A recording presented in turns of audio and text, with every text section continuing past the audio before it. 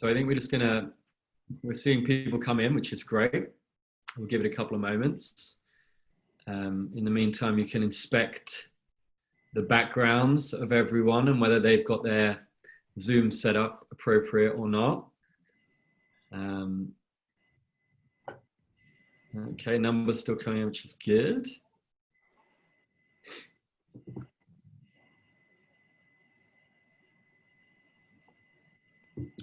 Okay, so I'm going to jump in. Welcome everyone that's already on, and welcome to those joining. So this is the community-driven brands panel. We are looking into the question of, what are community-driven brands? Why do they win? And trying to share with you today some experiences and anecdotes and insights and tips as to how, if you're building a brand or you work in a brand or with brands, how you can help them become community-driven. So we're really, I guess as a context here, we believe that the future of marketing is community-led.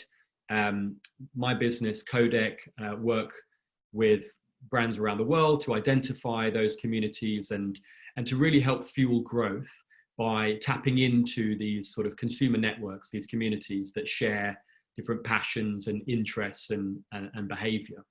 And but behind this context of community-driven marketing is I think the need for organizations to be culturally in touch, culturally sensitive, reactive, dynamic. I think all of us have seen with the world as it is at the moment, the world can change very, very quickly, and brands need to be adaptive.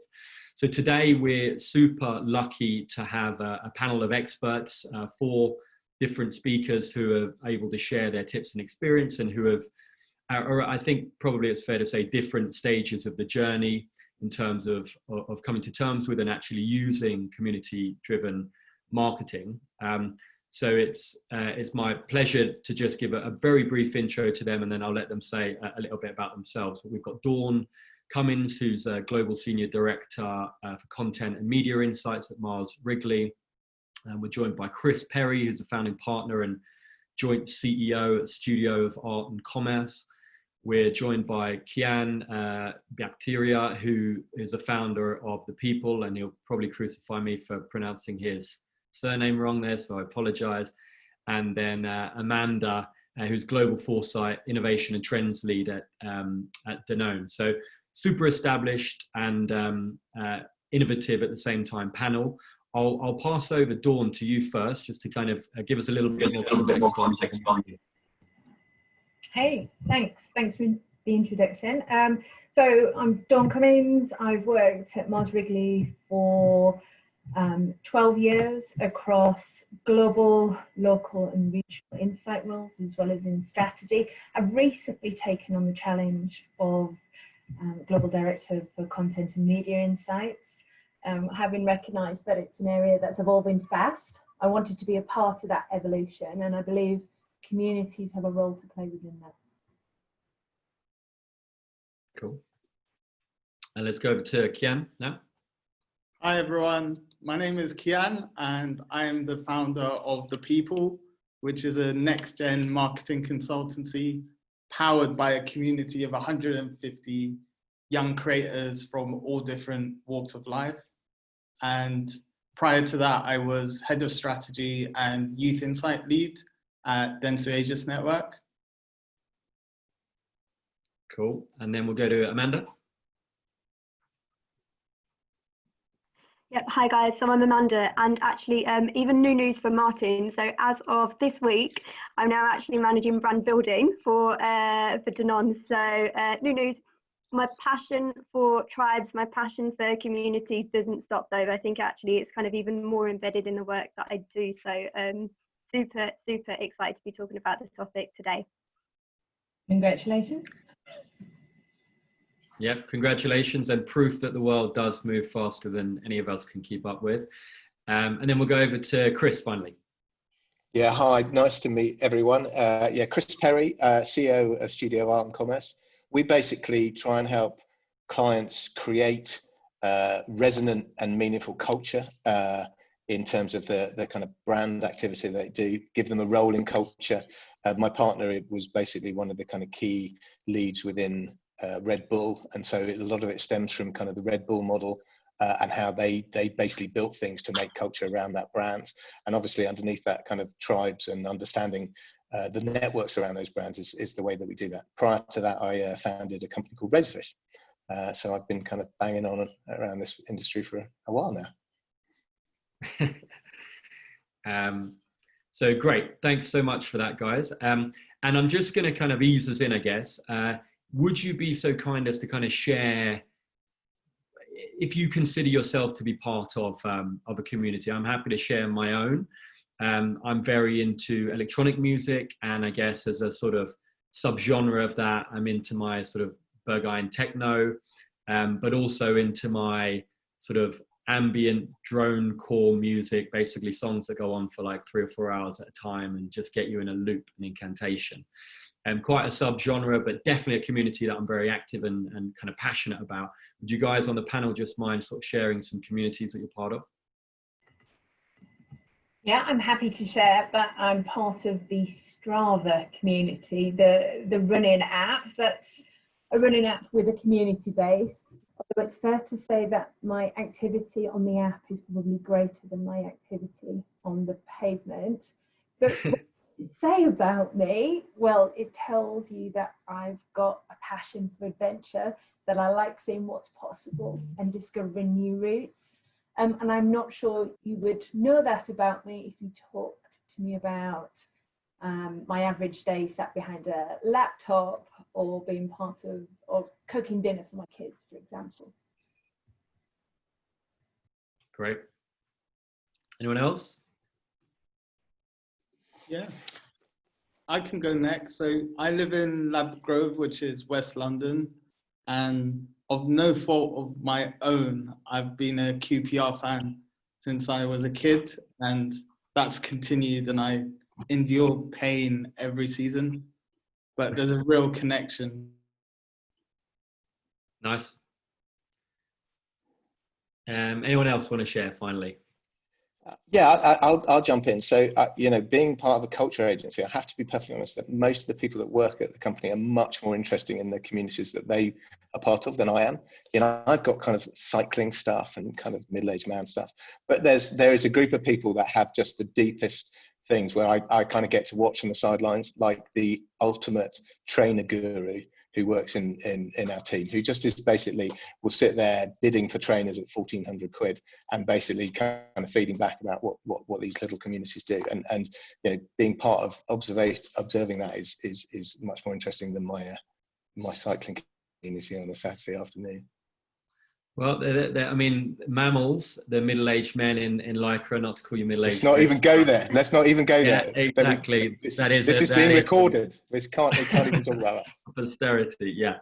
But yeah, fascinating examples. And I think, yeah, look, I think that's a great bridge into what we're hopefully going to talk about today, because, you know, as Dawn said, whether it's, you know, literally asking someone specifically the question or trying to kind of use it, trying to assume it based on their demographics, their age, their gender, even their sort of socioeconomic status. Often we don't actually get a very accurate picture of what moves people and what drives their behavior and their preferences. And I think with community, it seems like we're trying to get to a sort of a deeper, richer, more accurate picture of what, you know, how people really identify themselves. But what I wondered is if I could throw over to the panel sort of what does community mean in your organization and professionally for you guys? What does it mean to talk about community-driven marketing? Can I throw that over to I'll throw it over to Dawn first. Yeah, so I think in the Mars Wrigley organisation, it means different things. How it's currently being played out is probably quite stereotypical. So you might talk about your gamers. So that would be classed as, and everyone can relate to the gamers and this stereotypical, I don't know, teenage boys in their bedroom playing consoles. But to talk about that more broader and identify what are the different communities and how do people engage, I think, is the transformation that we need to go on. So we've got pockets of people with understanding within the business, but there's not a broadly held notion of communities within the Mars Wrigley business.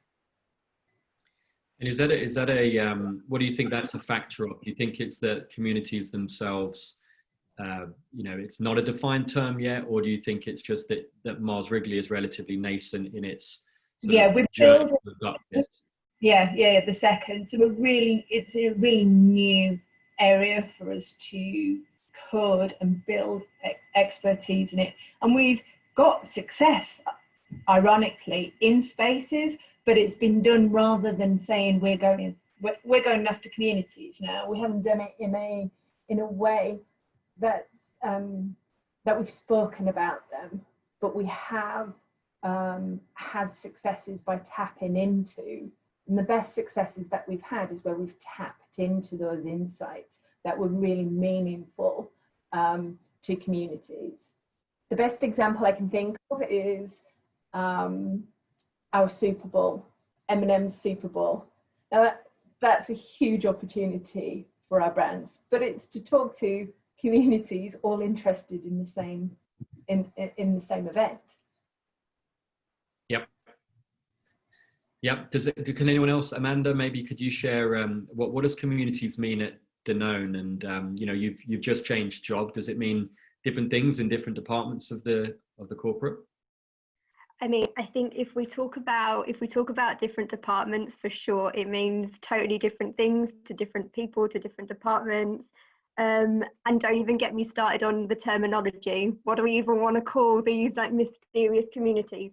But I think for me, casting that aside, the idea of communities, I think at Danone, is really just about understanding people. And I think for me, what gives me the genuine buzz with all of my stakeholders and the people that we work with, and equally the agencies, our agency partners that we work with, is that there's just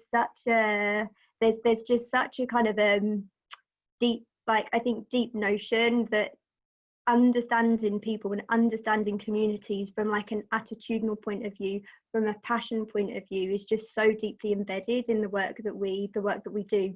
So I moved over to our global team about 15 months ago, and I think that's really where this idea of truly understanding communities beyond the superficial, but truly understanding them and using that knowledge of communities to deeply understand what your brand should stand for and how to make your brand meaningful in today's society is something that everyone in our business recognizes there's a need to do that, and to really build your brand from the ground up, based on what people and based on what cultural cues we're getting. So it's amazing for me to see just the absolute passion that our team have. And when I say our team, I talk about our dairy and our plant-based business.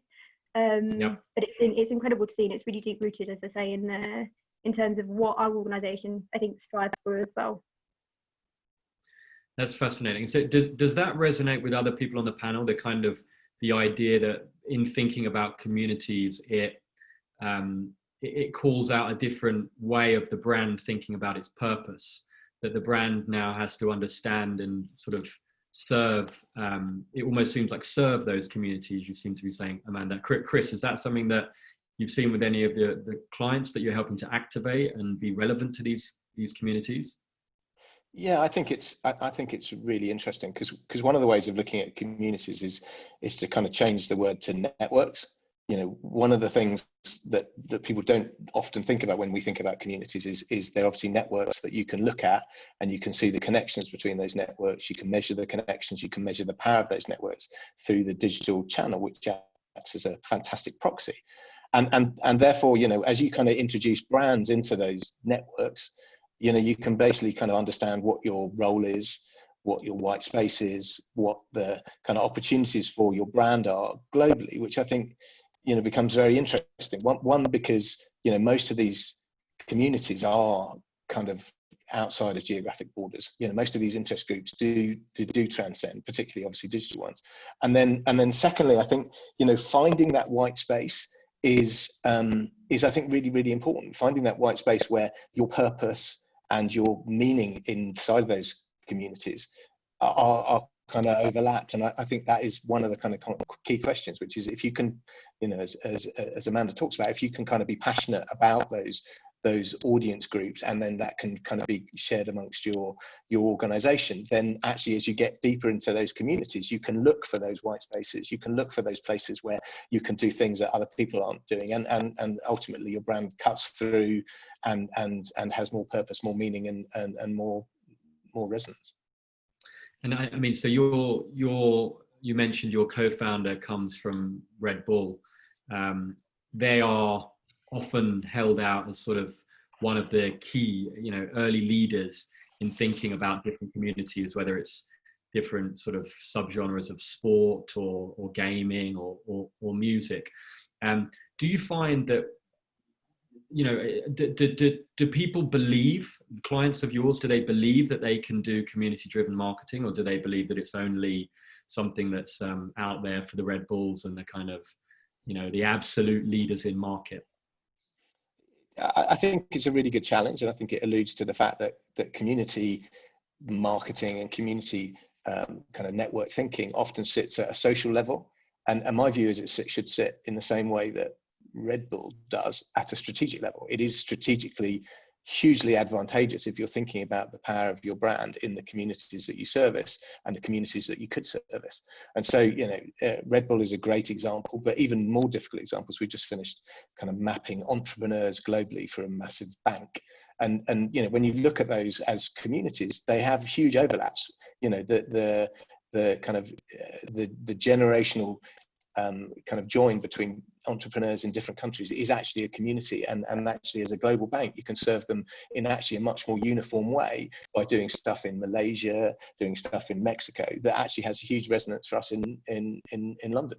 So it is a strategic opportunity. It often gets pushed down, in my experience, into parts of the organization which is more executional, but actually if you take it up, there's a load of opportunity, I think. Yeah, and again, that seems to lend itself to this idea that it's a shift in mindset and not just simply an activation tactic. It's a true calling out what we should be as brands, how we should fit into the world in a different way. Kian, you have a community, you curate a community, you know, preside over a community. What does that mean? You know, is what we're saying here resonating with you, or do you think about community in a different way?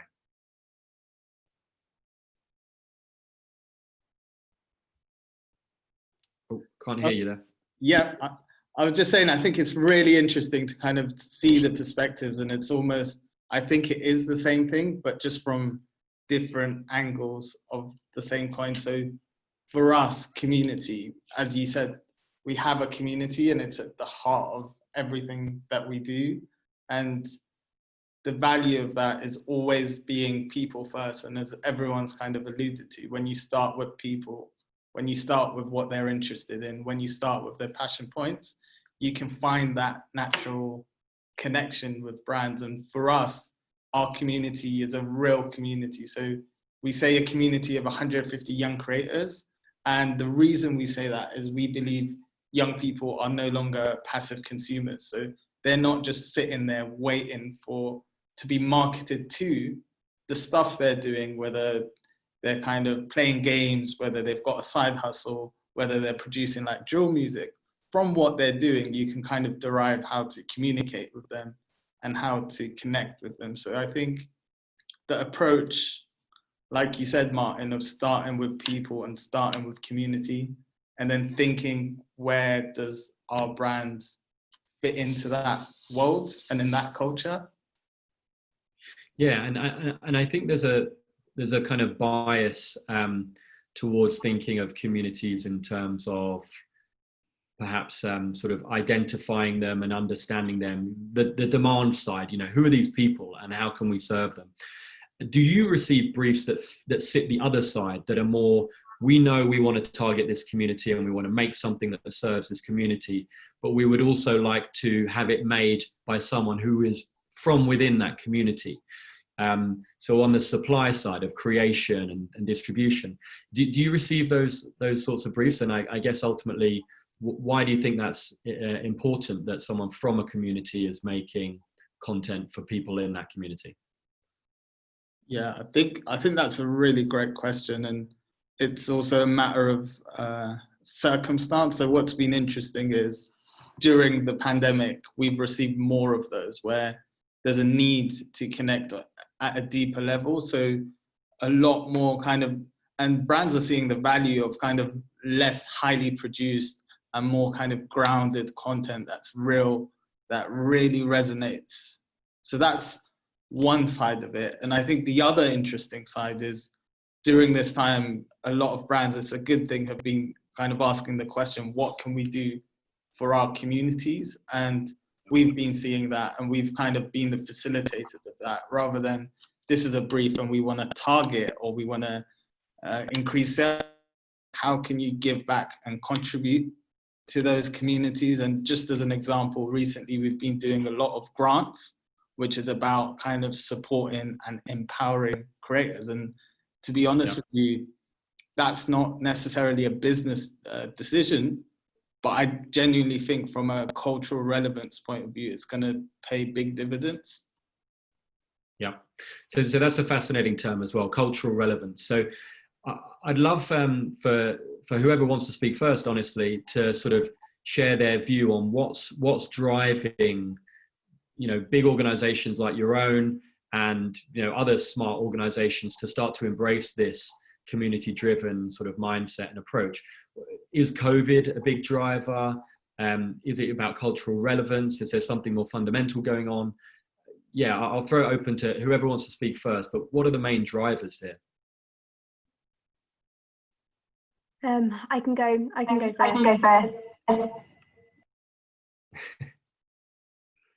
There's an echo, is it gone? Yeah. I mean, if we let's think about Danone. Like majority of our brands have been in the market for 20, 30 years plus. Like for us, it's we've seen the rise of the insurgent brands. We've seen them kind of work their way up, and I mean, these guys are these brands are set from the ground up, and they have to rely on a community in order to establish themselves.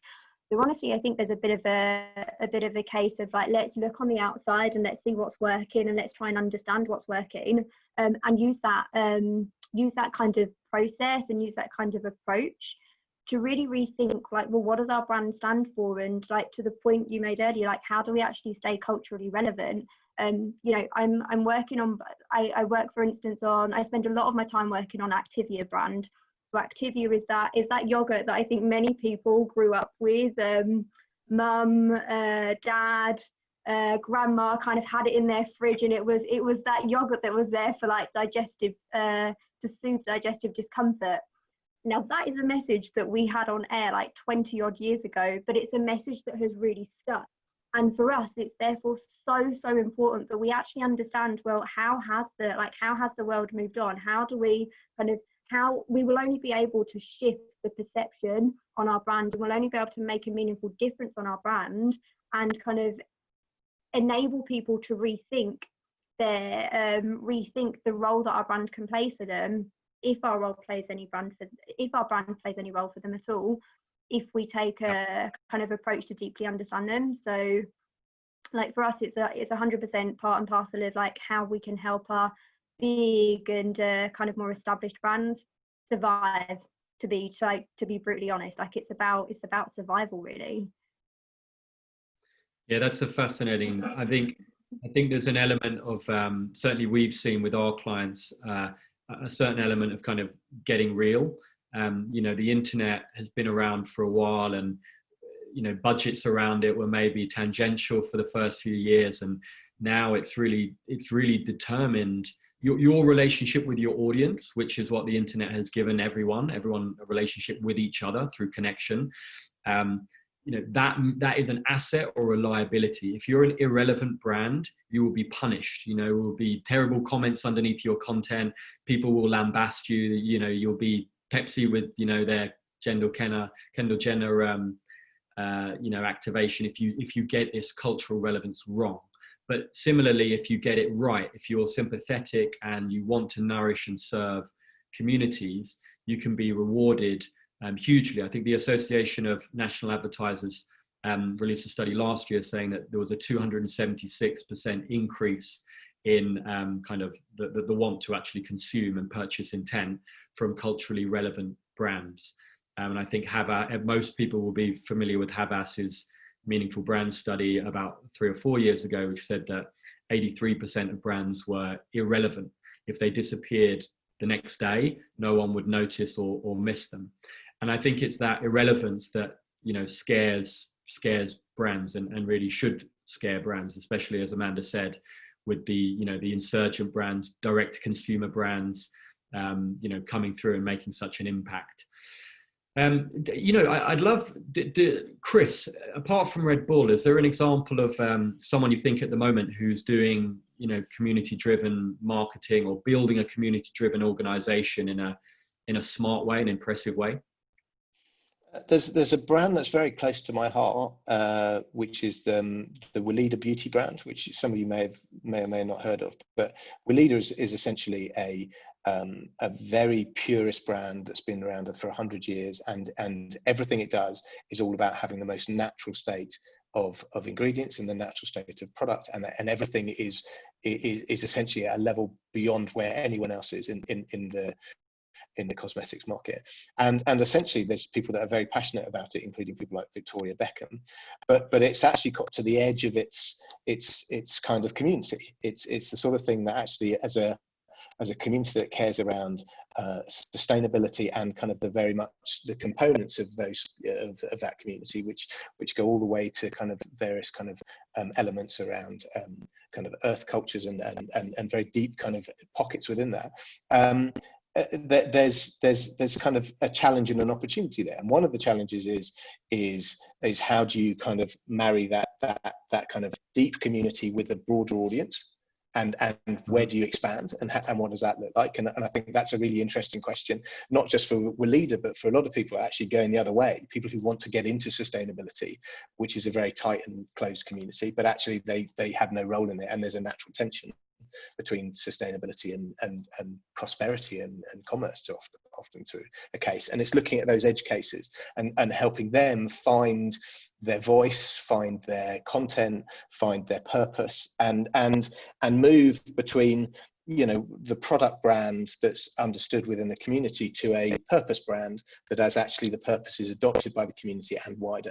And so it's that sort of process that brands like Weleda are doing that I find very interesting, because I think you can be very specific and very focused around how to do those stages of both brand building and kind of community building.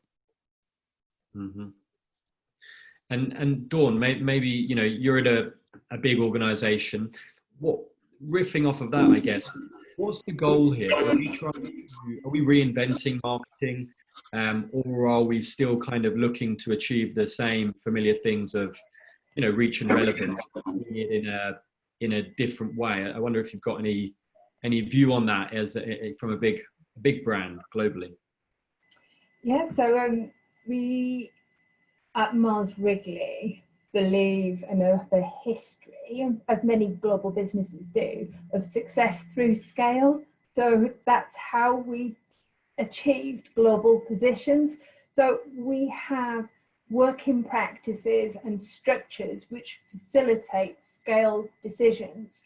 One of the biggest challenges is when we move to community thinking is showing how you can still enable scale through that. So as Chris was speaking, it was reminding me that when you have the focus of a brand, particularly with these small agile players, you can look to different communities. And I think in a larger business where you hold many brands, I think you don't look at communities in the same way. We look at a portfolio. I'm not saying that's right or wrong. I'm just saying that perhaps we haven't found that right balance. We're structured. Originally, Amanda said the people needs to be at the heart of it. Well, I completely agree. But we're structured in brand silos in parts of our business or traditional businesses. So how do we create these capabilities across brands is the challenge when in a larger business.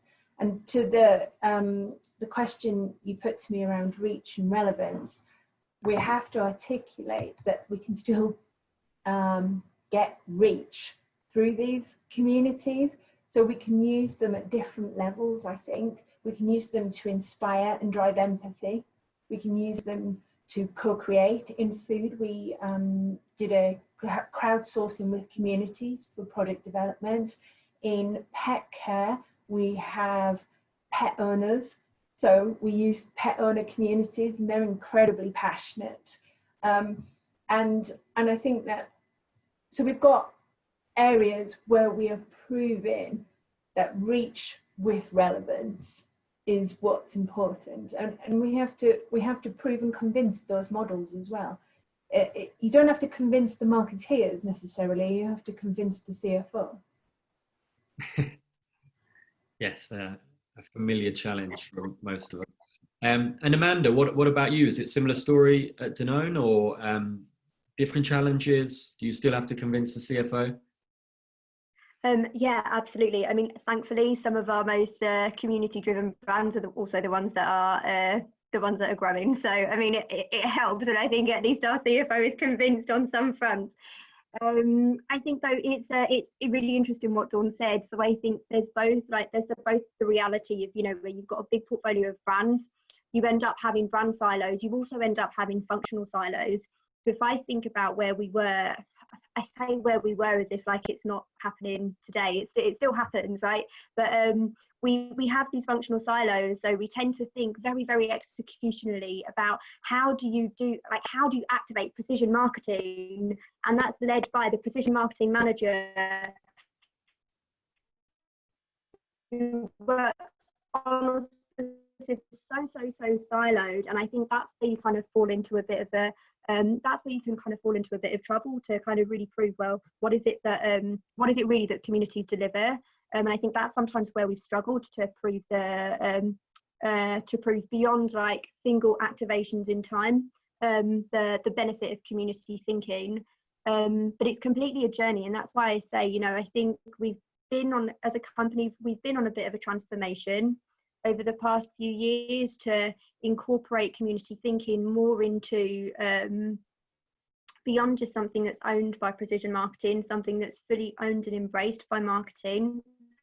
We're on a journey to kind of educate our agencies as well on the thinking, to educate our sales partners, to educate the full business on like the benefit of it, the need for it, the nuances and the richness you get through communities. But we're on that journey, and we haven't cracked it. And I think, yeah, for me, it's the functional silos more than anything that can sometimes hamper progress. Yeah, that's fascinating. I know that you know, Codec's kind of journey into community was actually from entertainment. So we had been sort of working with some of the biggest entertainment brands in the world, and actually brand building with communities is inherent in what entertainment properties do. You know, whether it's Lady Gaga, you know, stealing thunder, stealing the light from Madonna, and sort of saying, I'm gonna build myself up with a certain sort of LGBTQ and environmental audience, and build up with those communities. And you got a small team around sort of entertainment cultural brands. But then when you get into a corporate, you have to get a shared vision. You have to get it out of those silos of precision marketing or just, you know, insights or just media. I think it's a challenge that probably anyone who's, you know, working with community-driven marketing is familiar with. Is it, you know, what are the metrics that you ultimately come back to? Is it targeting effectiveness? Is it the speed at which the organization is sort of able to move, how joined up they are because they're now working off of the same data, whereas previously they might have demographics and then sort of targeting data? Chris, when you're kind of trying to bring people through the journey, what are you suggesting that they're you know, the ROI and the KPIs out of it? I think what's really interesting in Amanda's comment, and to answer your question, I think it's one of those kind of data sources which is, as communities, can sit in the middle of the sandwich. You know, as you say, you've got precision marketing down the bottom, and you've got brand at the top, and then all the kind of functional components around that. I definitely think that there's as you say, a kind of sizing element of that. You know, sizing is a really good way of just kind of using communities as a proxy for audiences.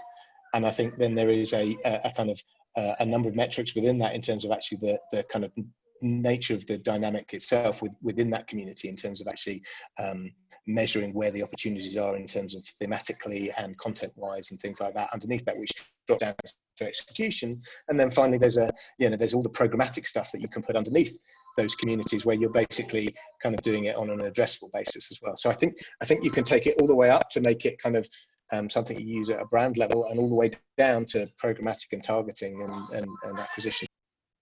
Yeah. Okay. Great. And guys, we're going into the last sort of 10 minutes or so. So we've got a bunch of people online. If you've got any questions that you want to sort of throw to the panel, please drop them in to into the chat function, and we'll ask them. Dawn, who's on the panel, has already shared with us that she's feeling old at the moment because she remembers Activa being launched. So I thought I'd share that with you all. Thank you. But yeah, so yeah, if you do have any questions, please drop them in. Yeah, I guess a question here. I'm sure that most of us have been sort of in and around the influencer space for the last sort of 10-15 years. I'm curious as to whether people see what relationship do people see between sort of what we've been calling influencer marketing and community sort of driven marketing. Maybe Ken, if we throw that to you. Yeah, I think that's an interesting one, and I think ultimately the source of it is the same, and where it's similar is the fact that, so for example, what we do know is people trust people, and people trust people because of brand. And according to, when you look at a Nielsen study, it's a Nielsen study on global trust said that 92% of consumers trust their friends and their network more than they trust all forms of advertising. So if we take that, I think what was apparent in the early 2000s, it was apparent that influencer marketing was kind of a refreshing new form of getting the brand across, getting the message across, that cut through, which was great, and social media enabled that. So it became this direct relationship with people where people didn't feel they were speaking to this kind of faceless corporate entity. It was a real person that they were buying from.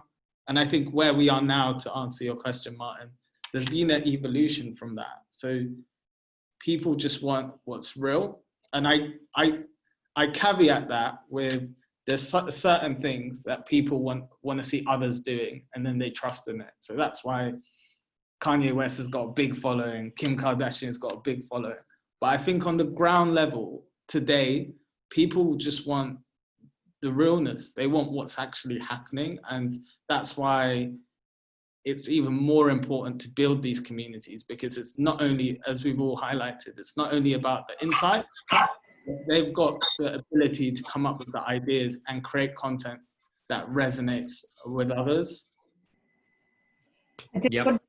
I just wanted to build on that. We've had examples, if you think about maybe in a European context, where people want to know when they're being advertised to, and there's a distrust if they feel they're being manipulated. If we apply cultural insights and do the same thing in China, they expect it. So in China, the key opinion leaders go out of their way and they have buy buttons. It's very overt. So within market, it's different level of acceptability as well. Yeah, I think that and then that's a fascinating point, that, you know, inherent in communities and in cultural relevance is the fact that communities can be different and culture is different in different places in the world, right? So electronic music means one thing in Amsterdam than it does in Berlin and than it does in Seoul, Korea. So I think, again, it's the need for some shared and semi-objective vision of what the community looks like and acts like and its preferences in different sort of geographies. Yeah, so that's fascinating. Kian, you've been asked sort of directly again, can you think of any examples of brands who act in a truly sort of authentic way like that? Yeah, I'm gonna kind of mention, so there's obviously like the natural kind of lifestyle brands that kind of, there's so many case studies, so the likes of like Lululemon and kind of Glossier and like the Gymsharks. But I think what's more interesting is the brands that are not, so they're actually not building communities, but they're kind of drawing in mindsets and communities. So to give you an example, I think the stuff Ben & Jerry's is doing at the moment is amazing because they're building real loyalty, and it's a mindset across countries, and they've understood that you can't stand in the middle because the middle is lost and you need to represent where your audience is. And I think they've done a fantastic job, whether it's at the height of the Black Lives Matter and their commitment beyond social media posts and really calling out the root cause of institutional injustice, all the way to like laws and slavery, whether it's in the UK during the refugee crisis. So I think increasingly we're going to see brands that reflect what their audience believes in. And that's going to alienate some people, but the relationship and the bond that creates with their core audience is such a strong one that it's hard to kind of take away and separate. Yeah, and you say, you know, brands that reflect their audience's sort of beliefs and values, and I'm sure the other way as well, right? It will work the other way. Nike kind of were famously quite happy to semi-fire some of their consumers around you know, the Colin Kaepernick and Black Lives Matter campaign. So yeah, really interesting. And there's a few questions on the Q&A about this sort of dynamic between, I guess, being a small brand thinking about community driven marketing and being a larger corporate. And you've been talking there, Kian, about sort of building communities versus speaking out and sort of trying to be active and drawing them in. Chris, I wondered whether, you know, have you had experience working with a smaller sort of more challenger or even sort of people who are actually building brands from scratch? And do you think that the advice that we've talked about here is still sound for them, or is there different advice you'd give for smaller brands? Yeah, I think it's a really interesting question. You know, my sense is it works. You know, purpose and culture are such a huge function of today's marketing. I think they're a key part of most brands today, and therefore, you know, that does sit within the context of communities. And so, you know, I think it's universal. I think it's an interesting debate about whether you can do it at scale and whether you can do it in a small organization. And I think, you know, my sense would be, you know, startups and small organizations are easier, but you obviously need to have the firepower to kind of get behind whatever it is you're saying. You know, I had the dubious pleasure of creating the first electronic music brand in Saudi Arabia recently. And, you know, to start from scratch in terms of finding the EDM community in Saudi Arabia and then building out on that is undoubtedly a challenge. But actually, you know, as soon as you find it, and I think the kind of common sense across the whole panel has been, as soon as you find the people and talk to the people, the passion is obvious, and then that transcends the whole organization, and it becomes bigger. So the community and the data access points becomes just passion and conversation and a feeling that then builds on that. And if you've got the fortunate thing of having a startup built on that passion, then you know, it's all gravy. It's all very exciting. It's all gravy. So listen, guys, we're more or less at time.